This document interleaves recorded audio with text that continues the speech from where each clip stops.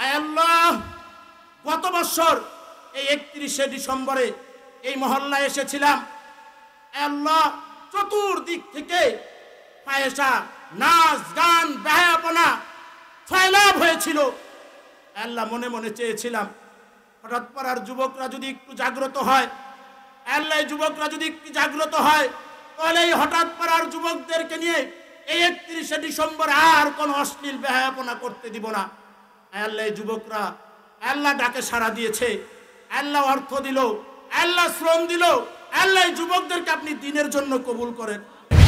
এদেশের আলেমরা এদেশ থেকে এদেশে কথা বলে, কিন্তু ভারতের দাদাবাবুদের ঘুম হারাম।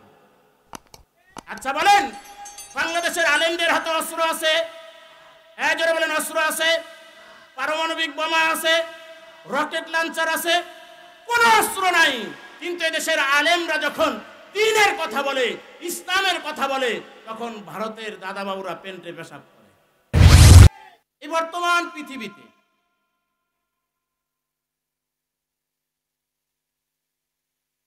প্রায় 250 কোটি মুসলমান। কত?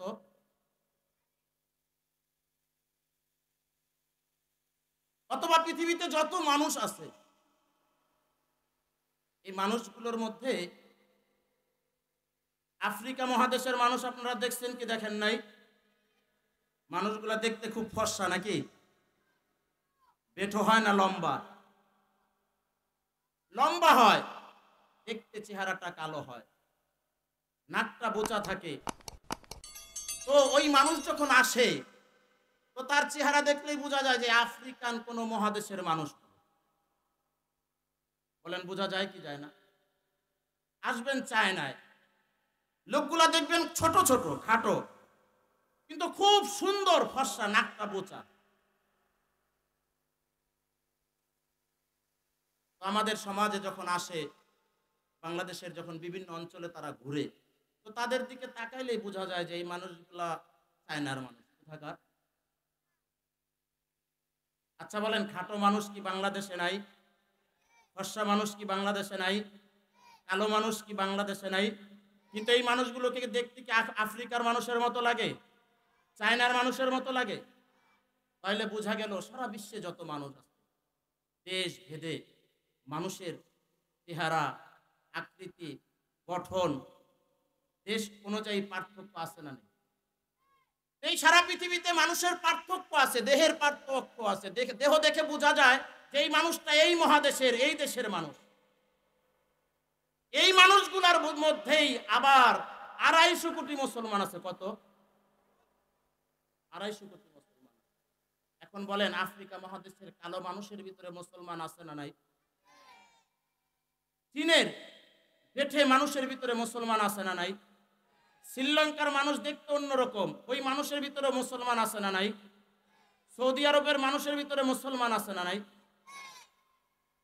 তাহলে মানুষের চেহারা দেখলে বোঝা যায় মানুষটা এই দেশের। একজন কালো মানুষ আফ্রিকান মহাদেশের মানুষ, সে মুসলমান কিনা বুঝবো কিভাবে? চীনের একজন মানুষ দেখতে বেঠে সুন্দর, সুদর্শন, কিন্তু সে মুসলমান কিনা বুঝবো কিভাবে? আচ্ছা বলেন, মানুষ চেনার যদি আলামত থাকে, মুসলমান চেনার আলামত আছে না নাই? মনোযোগ এদিকে আছে তো? বলেন, মানুষ চেনার আলামত আছে না নাই? তো ঠিক ইমানদার মুমিন চিনারও আলামত আছে। মুমিন চিনারও কি আছে? এখন মুমিন কে, মুমিনের গুণ কি হবে? এটা কি দুনিয়ার কোনো মানুষের মতামত হবে না আল্লাহ তাআলার মতামত হবে? জোরে বলেন, কার মতামতে? আল্লাহ তাআলা বলেন, পৃথিবীর মধ্যে ওই মানুষগুলো হলো মুমিন। ওই মানুষগুলো কি? ওই মানুষগুলো হলো মুমিন, যেই মানুষগুলোর মধ্যে বিশেষ কয়েকটি গুণ পাওয়া যাবে, বিশেষ 4টা গুণ। বিশেষ 4টা গুণ যেই মানুষগুলোর মধ্যে পাওয়া যাবে, আল্লাহ তাআলা কালামে হাকিমের মধ্যে বলেন ওই মানুষগুলো হলো মুমিন। ওই মানুষগুলো কি? জোরে বলেন, জোরে বলেন কি? ওই মানুষগুলো হলো মুমিন। কুরআনুল কারীমে বলেন, ইন্নামাল মুমিনুনা আল্লাযীনা ইযা যুকিরাল্লাহ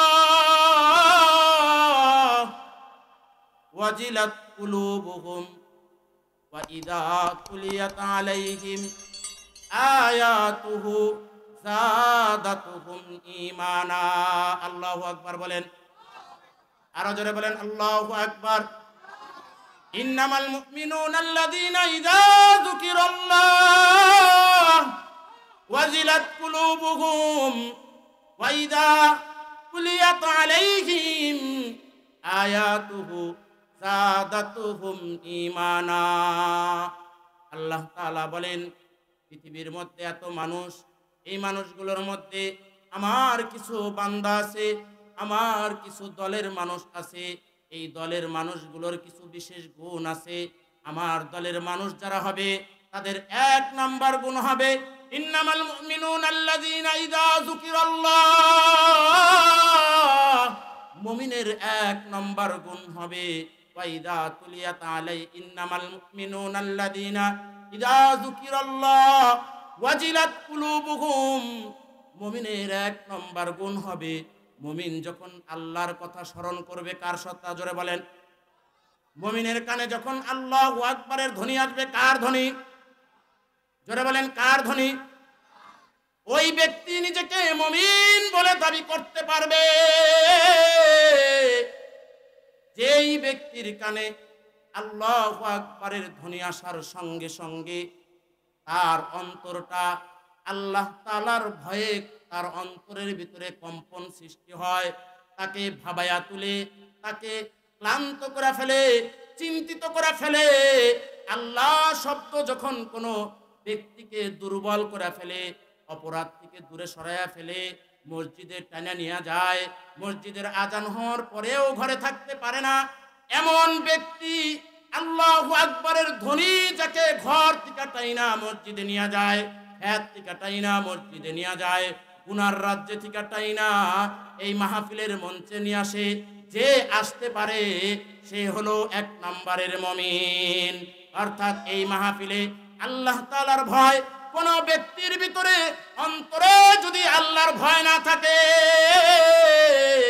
ওই ব্যক্তি কোনোদিন আল্লাহর কথা স্মরণ হলে ওই ব্যক্তি কোনোদিন বাইরে থাকতে পারে না। আল্লাহর ভয়ে তাকে এমন দুর্বল করবে, সে পাগলের মতো ছুঁইটা আল্লাহ তাআলার কথা যেখানে হয়, আল্লাহ তাআলার বরত্বের কথা যেখানে হয়, আল্লাহর নবীর আদর্শের কথা যেখানে হয়, সেই পাগলের মতো ছুঁইটা এই মাহফিলের ময়দানে চলে আসবে। এবার চিল্লায়া বলেন, আজকে এই মাহফিলে আমরা যারা এসেছি, আমরা পাক্কা মুমিন না ফাক্কা মুমিন? জোরে বলেন কি মুমিন? আর যারা মাইকের আওয়াজ শোনার পরেও বিভিন্ন চার দোকানে বিভিন্ন জায়গায় বসে রয়েছে, তারা কি মুমিন? জোরে বলেন কি মুমিন? আল্লাহ তাআলা আমাদের প্রত্যেককে পাক্কা মুমিন হওয়ার তৌফিক দান করো। এজন্য দোস্ত বলতেছিলাম যে মুমিনের এক নম্বর গুণ থাকবে, অন্তরে ভয় থাকবে কার? জোরে বলেন ভয় থাকবে কার? আল্লাহর ভয়। পৃথিবীর সবচেয়ে পাওয়ারফুল একটা বস্তুর নাম হলো আল্লাহর ভয়। কার ভয়? যখন কোন মানুষের ভিতরে আল্লাহর ভয় থাকে, কার ভয়? জোরে বলেন আল্লাহর ভয়। যখন কোন মুমিনের অন্তরের ভিতরে আল্লাহর ভয় বিদ্যমান থাকে, ওই ব্যক্তির দিকে যদি কামান সেট করে রাখে, তারপরেও আল্লাহর বিপক্ষে একটা শব্দ তার জবান থেকে বাইর করতে পারবে না। শুধু তাই নয় দোস্ত, যদি কারো ভিতরে আল্লাহর ভয় থাকে, হোক না নিরস্ত্র, কোনো অস্ত্র নাই, ক্ষমতা নাই, কিন্তু যারা ক্ষমতাবান আছে, যেই ব্যক্তি আল্লাহকে ভয় করে, সারা পৃথিবী তাকে ভয় করে। কাকে? জোরে বলেন। এই জন্য আমাদের আকাবের আসলাফ যারা রয়েছে, তাদের দিকে তাকাইলে প্রশাসনের লোক যারা জালেম ছিল, তারা থরথর করে কাঁপতে থাকত। এর জ্বলন্ত প্রমাণ এই যে 17 বছর জগদ্দল পাথরের মতো স্বৈরাচার আমাদের উপরে যেইভাবে চেপে বসেছিল, সে জানে সবাইকে জেল জুলুম করায়া, জেলে রাইখা, জুলুম কইরা, নির্যাতন কইরা ক্ষমতা টিকায় রাখা সম্ভব। কিন্তু আরেক শ্রেণীর মানুষ আছে যারা আলেম, যাদের ভিতরে আল্লাহর ভয় আছে, তাদেরকে কখনো কোনো জালেম দাবাইয়া রাখতে পারে না। এই জন্য দেখবেন আমাদের ওলামায়ে কেরাম দীর্ঘদিন পর্যন্ত কারাবরণ করার পর তারা যখন আবার বাহিরে আসে, তাদের এই জবান দ্বারা জালেমের জুলুমের বিরোধিতার আওয়াজ জবান দিয়া বাইর হয় কি হয় না? জোরে বলেন, হয় কি হয় না? কিসের বলে হয়? ইন্নামাল মুমিনুনা আল্লাযীনা ইযা যুকিরাল্লাহ ওয়াজিলাত কুলুবুহুম। আল্লাহ তাআলার ভয় যখন কোন মুমিনের অন্তরে থাকবে, ওই ব্যক্তি এমন পাওয়ারফুল হবে, দুনিয়ার সমস্ত শাসক গোষ্ঠী তার কদমে পড়তে আর দ্বিধাবোধ করবে না। যত জালেম হোক না কেন, অস্ত্র থাকতে পারে, সব কিছু থাকতে পারে, কিন্তু যেই মুমিনের অন্তরে আল্লাহর ভয় থাকবে তার কাছে মাথা নত করবে। এই জন্য দেখবেন আমাদের পার্শ্ববর্তী রাষ্ট্র ভারত, বলেন আমাদের দেশের চেয়ে কয়েকশো গুণ বড় না ছোট? অস্ত্রের দিক থেকে কয়েক গুণ বেশি না কম? জনবলের দিক থেকে কম না বেশি? যারা বলেন পায় কি পায় না? এদেশের আলেমরা এদেশ থেকে এদেশে কথা বলে, কিন্তু ভারতের দাদাবাবুদের ঘুম হারাম। আচ্ছা বলেন, বাংলাদেশের আলেমদের হাতে অস্ত্র আছে? যারা বলেন অস্ত্র আছে, পারমাণবিক বোমা আছে, রকেট লঞ্চার আছে, কোন অস্ত্র নাই। কিন্তু এদেশের আলেমরা যখন দ্বীনের কথা বলে, ইসলামের কথা বলে, তখন ভারতের দাদাবাবুরা পেন্টে পেশাব করে। করে কি করে না? তাও কোনো কথা বললাম না। এই জন্য আল্লাহ তাআলার ভয় এটা পৃথিবীর সবচেয়ে দামি সম্পদ। সবচেয়ে কি দামি সম্পদ? এই জন্য দোস্ত দেখবা, যদি কোনো মুমিনের ভিতরে আল্লাহ তাআলার ভয় থাকে, এই ব্যক্তি গুনার রাজ্যে থাকবে, কিন্তু আল্লাহর ভয় তাকে এমন ভাবে আক্রান্ত করবে, আল্লাহ তাআলার স্মরণ যখন তার অন্তরে হবে, সে ওই গুনার রাজ্য থেকে সে নিজেকে সরায়া দূরে নিয়ে আসতে বাধ্য হবে। এই জন্য দেখবা আমাদের দেশের ভার্সিটিগুলোতে গুনার পরিবেশ, ধর্ষণের সেঞ্চুরি হয়। এই প্রতিষ্ঠানগুলোর ভিতরেও কিছু আল্লাহ ভীরু, আল্লাহ ভয় কিছু যুবক রয়েছে। এই যুবকরা ওই গুনার রাজ্যে বসেও ফেরেশতাদের মতো চলাফেরা করে কি করে না? জোরে বলেন, করে কি করে না? কিসের বলে করে? আল্লাহর ভয়। কার ভয়? সবাই গুনাহ করে, সবাই গুনাহ করে, কিন্তু এই যুবকের ভিতরে আল্লাহর ভয় আছে, গুনার রাজ্যে আছে, কিন্তু তার শরীরে গুনার কোনো কেদা লাগে? জোরে বলেন, লাগে? এই জন্য মুমিনের অন্তরে কার ভয় থাকবে? জোরে বলেন না, কার ভয়? খলিফাতুল মুসলিমিন হযরত ওমর ফারুক রাদিয়াল্লাহু তাআলা, নাম শুনছেন তো? ছোটখাটো কোনো সাহাবী। নামাজের পরে মুসল্লিদের দিকে ফিরে কিছু যুবককে সামনে নিয়ে খলিফাতুল মুসলিমিন হযরত ওমর ফারুক রাদিয়াল্লাহু তাআলা আনহু, যুবক ভাইয়েরা ভালো করে শোনা, খলিফাতুল মুসলিমিন হযরত ওমর ফারুক রাদিয়াল্লাহু তাআলা আনহু কিছু যুবককে সামনে নিয়ে বয়ান করতেছে। আচ্ছা বলেন, বক্তা যদি ওমর ফারুক রাদিয়াল্লাহু তাআলা আনহুর মতো বক্তা হয়, শ্রোতাগুলা মনে হয় আপনার আমার মতো শ্রোতা? হ্যাঁ, কি বলেন, আপনার আমার মতো শ্রোতা না। সাহাবী যেমন বড়, তার সামনে যারা আছে তারাও তেমন ইমানদার।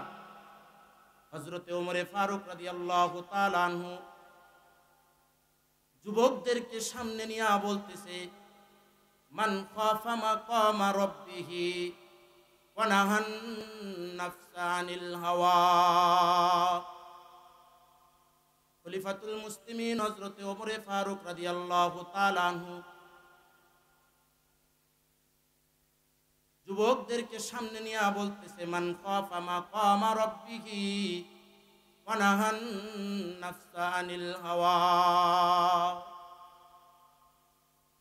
হযরতে ওমরে ফারুক রাদিয়াল্লাহু তাআলা আনহু যুবকদেরকে ডাক দিয়া বলতেছে, ও যুবক ভাইয়েরা,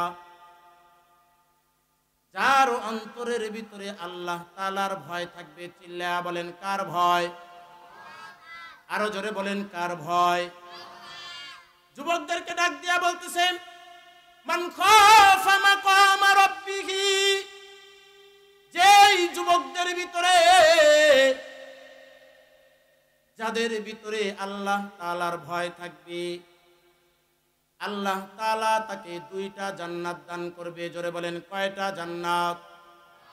জোরে বলেন কয়টা জান্নাত?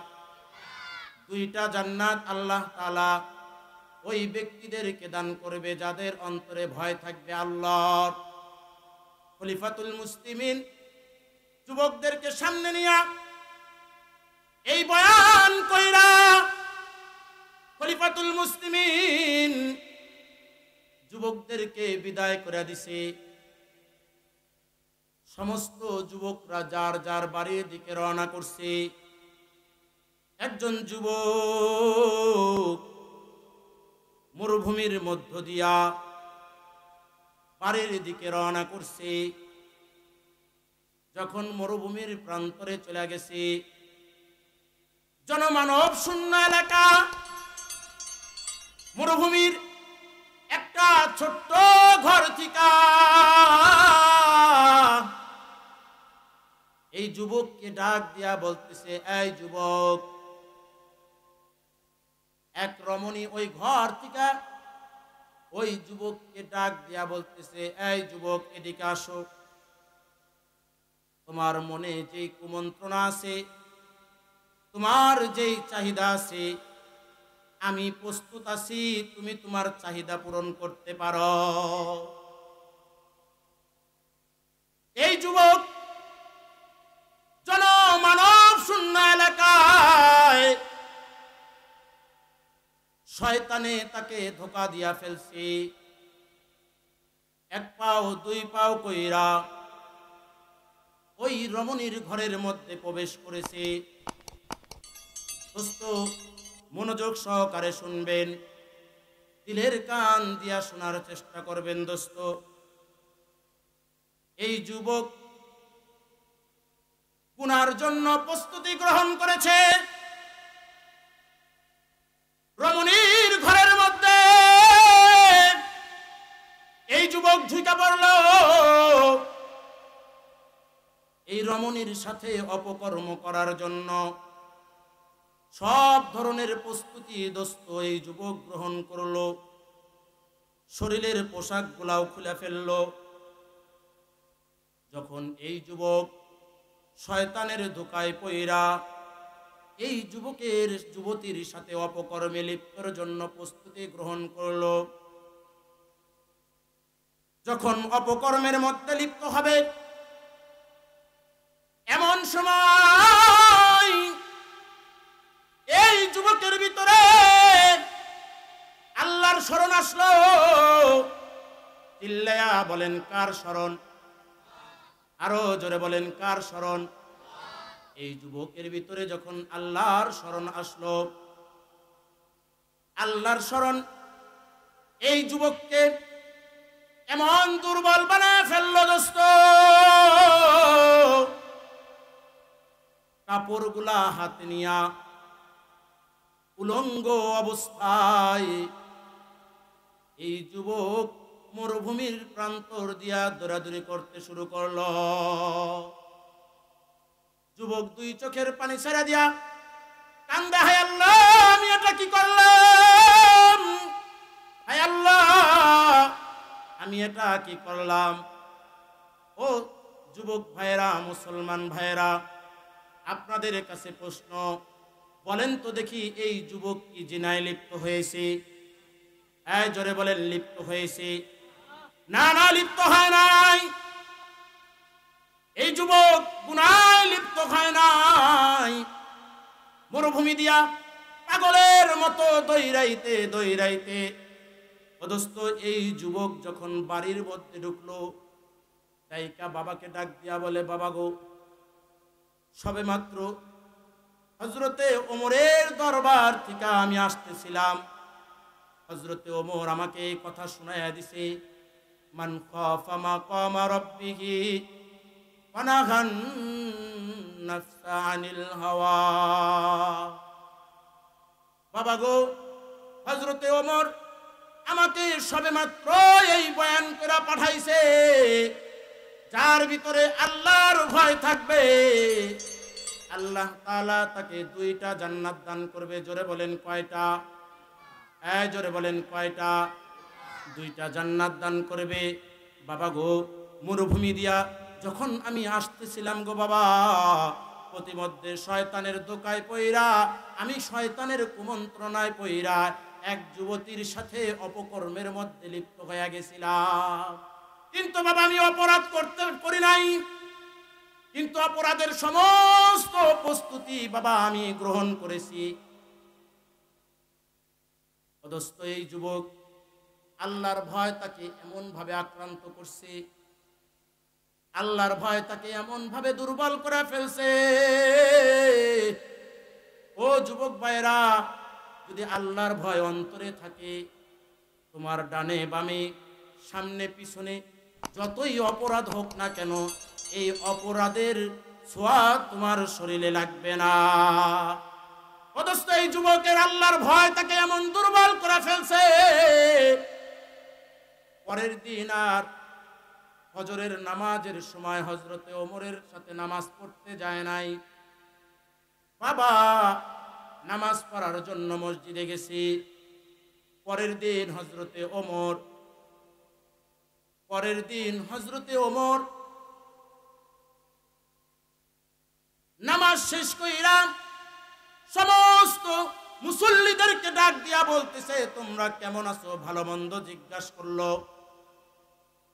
কিন্তু ওই বাবাকে ডাক দিয়া বলে, ও বাবা,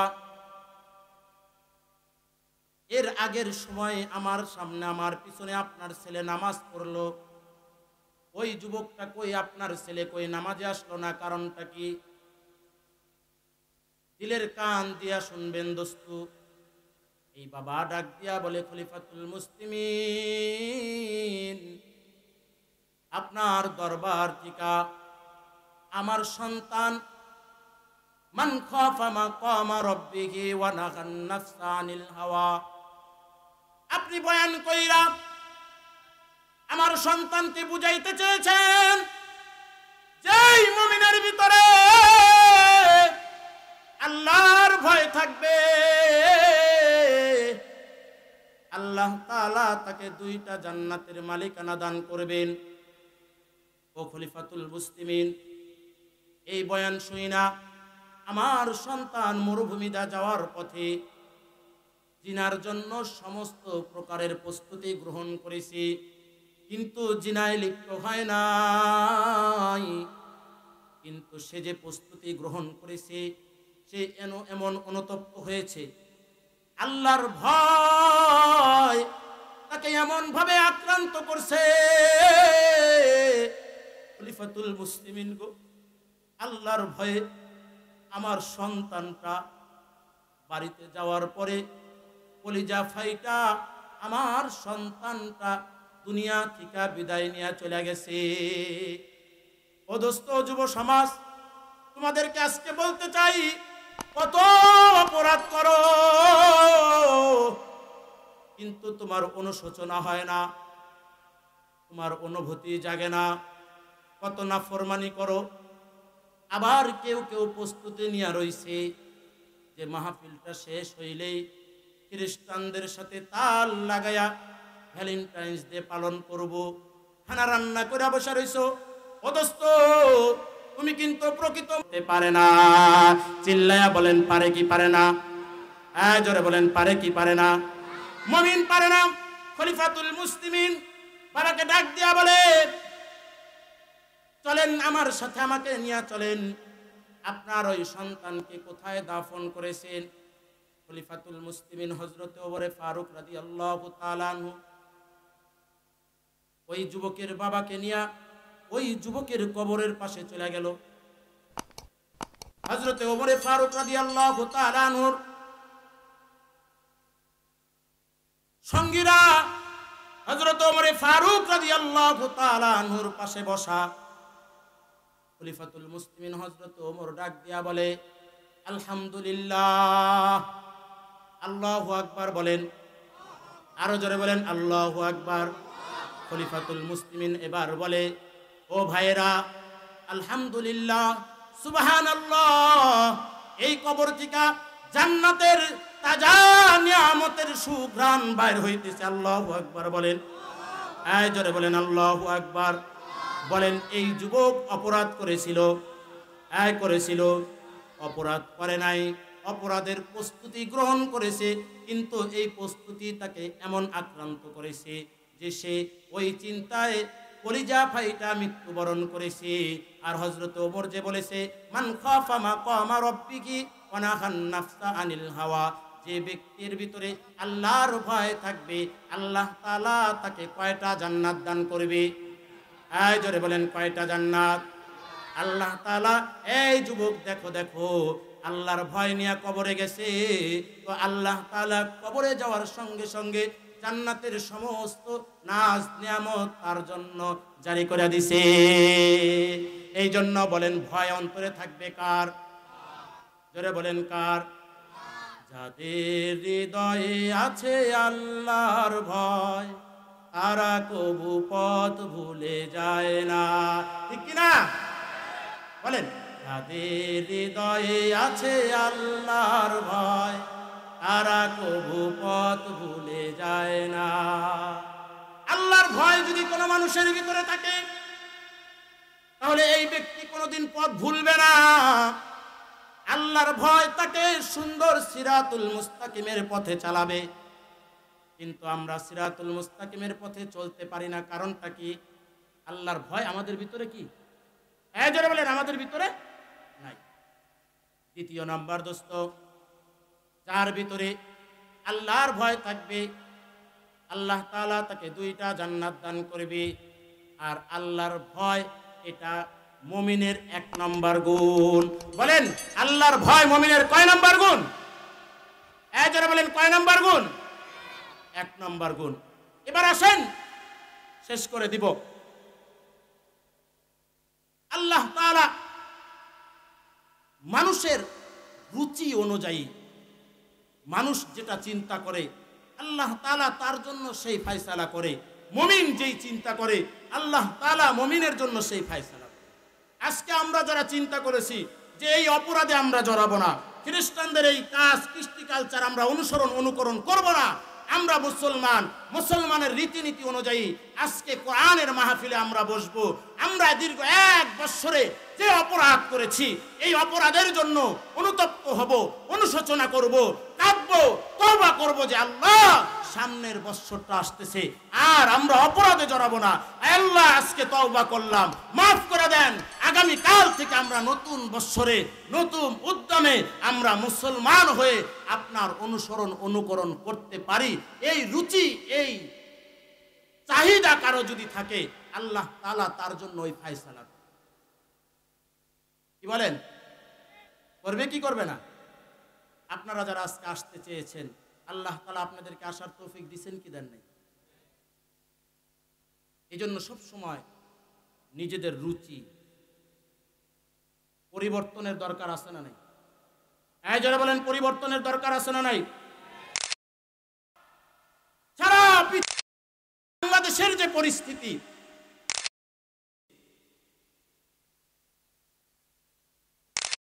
18 বছর আমরা জালেমের নির্যাতনে ছিলাম। শুধু নির্যাতনে নয়, ওই দলের এমপি মন্ত্রীরা মাদকের ব্যবসা করেছে। কথা বলে না? ভয় পাইতেছেন? এমপি মন্ত্রীদের গাড়িতে করে রাজধানী, এমপি মন্ত্রীদের ছত্র ছায়ায় সারা বাংলার জন্য তাদের আলহামদুলিল্লাহ অত্যাচারকে দেশ থেকে দূরে সরিয়েছি। কিন্তু এই জায়গায় দোস্ত, তোমার যুদ্ধ শেষ নয়। আর সমাজকে নষ্ট জন্য প্রস্তুতি নিচ্ছে কি নিচ্ছে না? এই যুবক, তোমরাও কি তাদের স্রোতে নিজের গাওকে ভাসিয়ে দিবা? এদেশের যুবকদেরকে আর নষ্ট হতে দেওয়া যাবে? এই জন্য দোস্ত, এটা হঠাৎ যদি উল্টা বুঝেন কিছু করার নাই, কিন্তু যেটা বলতেছি এটাই বাস্তব। দুষ্ট নেতারা তোমার শক্তি অপব্যবহার করে, কথা বলে না? এদেশের এমপি মন্ত্রীরা তোমার শক্তিকে অপব্যবহার করে। এই জন্য বলে যেতে চাই, যুবক ভাইয়েরা, আগামীতে কোন দুশ্চরিত্র নেতা, বদ চরিত্র নেতার পিছনে আমরা যুব সমাজ ঘুরবো না ইনশাআল্লাহ। আগামীতে আমরা এমন একটি স্বপ্ন দেখতেছি, এমন একটি রাষ্ট্র চাই, এমন একটি সমাজ চাই যেই সমাজে মাদক থাকবে না ইনশাআল্লাহ, যেই সমাজে জালেম থাকবে না ইনশাআল্লাহ। এই জন্য যুবকদেরকে বলবো, ঐক্যবদ্ধ হও, সমাজ থেকে মাদক দূর করতে হবে, কথা বলে না? কারণ একটা সন্তান যখন মাদকে আসক্ত হয়, সে শুধু তার পরিবারের জন্য অভিশাপ হয় না, সে সমাজের জন্য অভিশাপ, রাষ্ট্রের জন্য অভিশাপ। কারণ এই যুবকই মাদকের টাকা জোগাড় করতে যা রেল ব্রিজে রাতের আধারে একজন শ্রমিক সারাদিন মাথার ঘাম পায়ে ফেলে 500 টাকা উপার্জন করে। এই মাদকে আসক্ত এই ব্যক্তি, এই সারাদিন পরিশ্রম করা এই ব্যক্তির গলায় ছুরি লাগায় এই 500 টাকা চাঁদা আদায় করে কি করে না? হ্যাঁ, জোরে বলেন, করে কি করে না? এই যে মাদকে আসক্ত এই যুব সমাজকে, তার যেহেতু মাদক লাগবে, এই জন্য নেতারাও তার এই চাহিদাটাকে কাজে লাগায়। নেতারা দেখতেছে তোমার বোতল লাগবে, বোতল দিচ্ছি, যাও টেন্ডারবাজি করো। তোমার গাঁজা লাগবে, গাঁজার পুরিয়া দিচ্ছি, যাও অমুককে মার্ডার করো। তোমার ডাইল লাগবে, দিচ্ছি, যাও অমুককে হত্যা করো, অমুকের বাড়িতে যে আক্রমণ করো, অমুকের বাড়িতে যে আগুন জ্বালায় দাও। ঠিক না বে ঠিক? এজন্য যুবক ভাইয়েরা সচেতন হও। আগামীতে ইনশাআল্লাহ আমরা ইসলামের রীতিনীতি অনুযায়ী উলামা একরামের সাথে থাকবো তো ইনশাআল্লাহ। শেষ কথা বলতেছি, দেখেন বর্তমান পৃথিবীতে আপনার আমার জন্য, যুবক ভাইরা, তোমরা যদি পথভ্রষ্ট হও, ইমাম সাহেব আছে এখানে, ইমাম সাহেব যখন দেখে তার একজন মুসল্লি মাদক আসক্ত, খোদার কসম করে বলি, ওই ইমাম সাহেবের কলিজাটা ফেটে খান হয়ে যায়। এই জন্য ইমাম সাহেবরা পারলে তোমার পাও ধরে যে তুমি মাদক খায় না। এদেশের এমপি মন্ত্রীরা মাদকের বিপক্ষে কথা বলে মঞ্চে, কিন্তু রাতের আধারে মাদক পৌঁছিয়ে দেয় প্রত্যেকটা যুবকের হাতে। কিন্তু এদেশের ওলামা একরাম মাদকের বিপক্ষে কথা বলে, জালেমদের বিপক্ষে কথা বলে, স্বৈরাচারের বিপক্ষে কথা বলে, যুবকদেরকে সুন্দর একটা পরিবেশ দেওয়ার জন্য কথা বলে। এটা দুনিয়ার কোনো স্বার্থে নয়, পরকালের স্বার্থে। যুবক, তুমি যদি ওলামা একরামের সাথে তোমার সম্পর্ক হয়, তুমি মাদকে আসক্ত হবে না, কথা বলেন, হবে? এই জন্য আমাদের সম্পর্ক থাকবে কার সাথে?